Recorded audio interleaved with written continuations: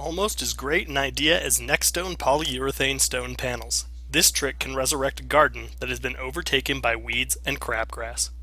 Wouldn't it be great to clear the crabgrass out of your garden once in the spring and be done with it for the summer? The problem with crabgrass is that the roots are more prolific than the crabgrass itself. Tearing crabgrass off the surface does little to deter the damage the root structures are doing to your other plants, and it is virtually impossible to get all the roots out by hand. As you know, crabgrass is not actually a grass at all, so grass-killing chemicals won't affect crabgrass. It is a broadleaf plant, the same as the plants in your garden. If you spray a broadleaf or total plant chemical to kill the crabgrass, you'll kill many of the plants in your garden. My technique uses a soft absorbent garden glove to act as a sponge for the weed killer. First, put on a surgical glove or some sort of rubber glove to protect the skin of your hand from the toxic weed killer. Then put the garden glove over the rubber gloves. Apply a generous amount of weed or plant killer to the glove.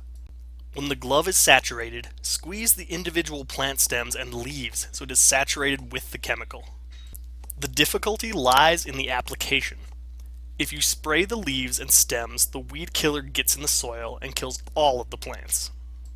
Keep reapplying the weed killer to the glove so that it is saturated enough to thoroughly soak the plants when you squeeze them with the glove. I'll make the first application to this crabgrass growing amongst these rocks, and then to these heads growing in and around this plant.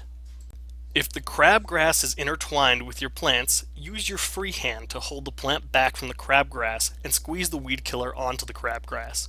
You may want to use some paper to separate the wet crabgrass from the stems and leaves of your favorite plants. Once it gets firmly established in a garden, the roots of the crabgrass get intertwined with the roots of the garden plants, so you can pick the heads off forever, but never really get rid of it. It's nearly impossible to get rid of without destroying all the plants in the garden. Until now.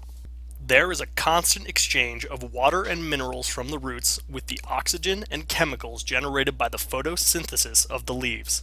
If a broadleaf weed killer or total plant killer is applied in quantity directly to the leafy section of the plant, it will also kill the roots.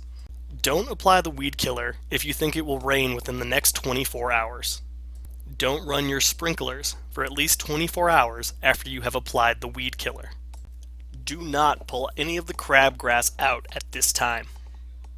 You must leave the crabgrass alone for several days until the weed killer has had time to kill leaves and transfer down into the root structure of the crabgrass. When we come back in a few days, you will see how the roots have been killed and the crabgrass around the plant is dead, but the plant is still healthy. You can see in this picture of the plant that was treated in the first video that the plant has survived, even though all of the crabgrass surrounding it has died. When you pull back the rocks along the front edge of the garden, you can see the crabgrass as well as the roots are all completely dead. Using the same technique, apply more of the plant killer to any weeds you have missed and allow them to sit again for several days until they turn brown. Once everything has turned brown, it is time to tear out all the crabgrass heads with the very good feeling that it isn't coming back because the roots underneath have been destroyed. Congratulations, you have finally defeated crabgrass. Happy gardening.